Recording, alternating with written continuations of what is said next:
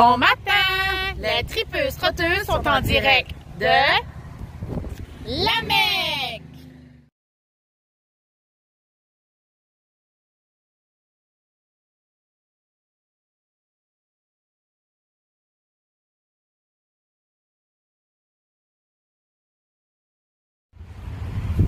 On se retrouve présentement devant l'hôtel de ville de Lamec et on s'apprête à aller rencontrer le maire, M. Jules. Suivez-nous!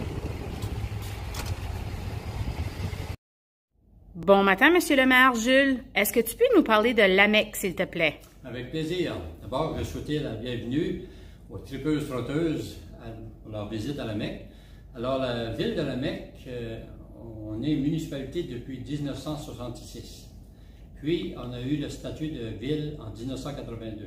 Actuellement, on compte 1285 habitants.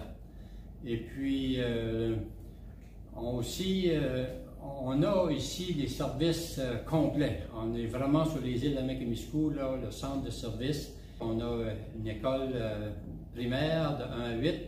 On a des services de santé, santé communautaire, hôpital santé communautaire, des foyers de soins pour personnes âgées. On en a 2.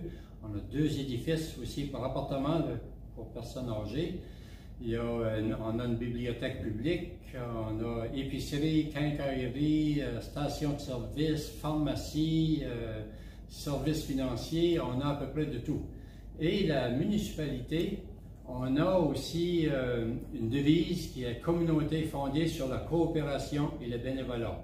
Coopération parce que le mouvement coopératif occupe une place importante dans l'histoire et encore aujourd'hui, c'est très actif.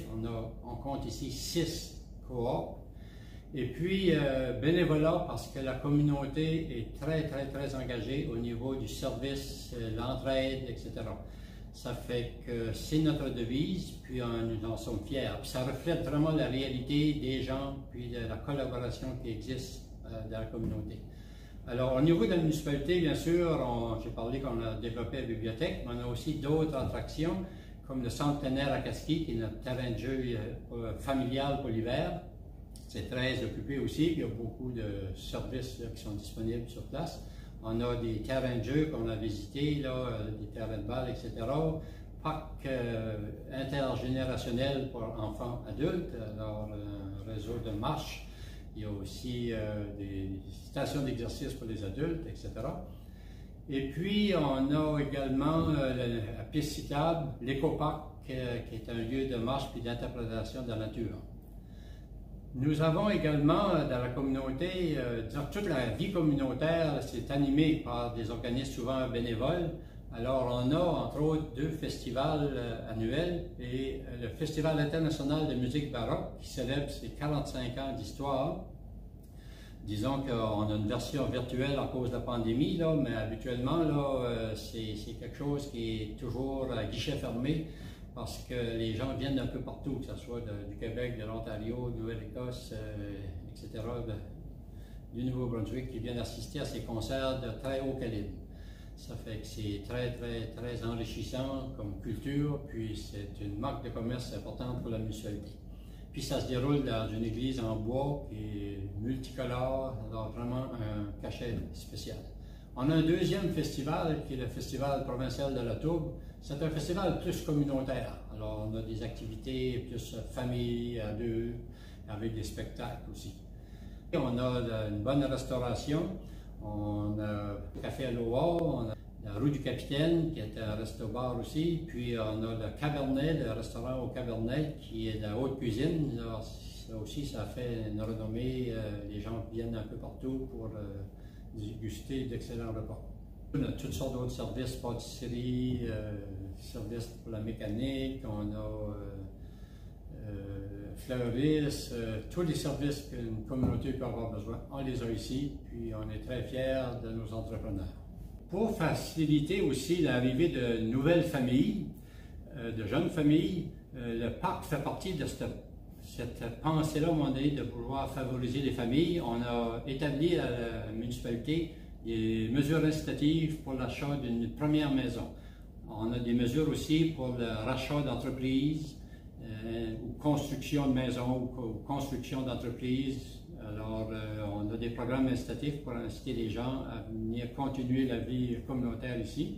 Alors, c'est un endroit accueillant. Nous avons beaucoup d'espace. On est sur une île entourée d'eau, alors la plage est très accessible. Et puis, on invite les gens à venir nous visiter et à venir s'y établir parce qu'il fait très bon vivre ici. Ici, là, c'est l'endroit où le soleil se lève dans les premières heures au Nouveau-Brunswick. Merci beaucoup, M. Jules. Bienvenue.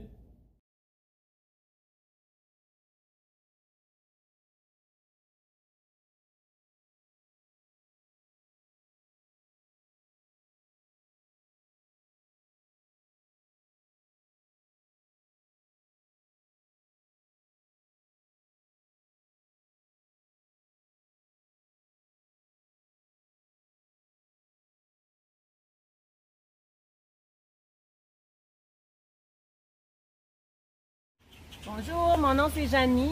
Je suis la propriétaire du Aloha Café Boutique à la Mecque. Ça fait 6 ans qu'on est ouvert. Hein. Puis nos spécialités, c'est les cafés spécialisés, nos bons desserts. Puis aussi, on a une boutique avec plein de choses, de plein d'artisans du Nouveau-Brunswick.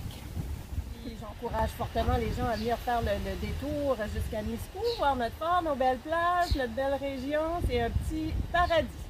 Bonne journée! Aloha! On est présentement au café Aloha, puis on s'apprête à boire.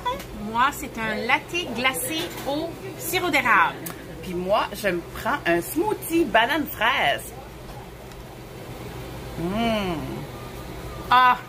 Toi, tu n'aimes pas le café, Carolina? Non, mais peut-être que je l'aimerais, Laurent. Délicieux. On vous encourage à vous rendre au café Aloha. Tourlou!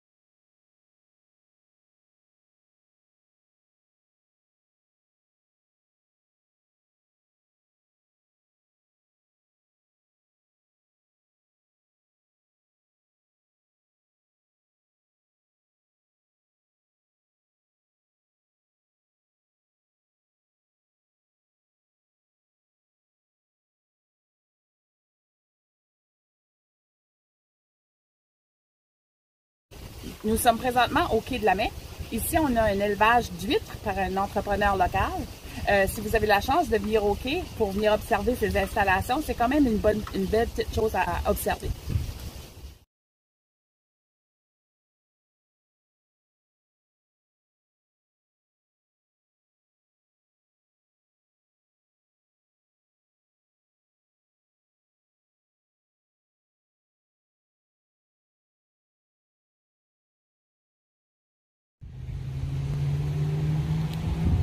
On s'apprête à aller rencontrer le maire, M. Jules.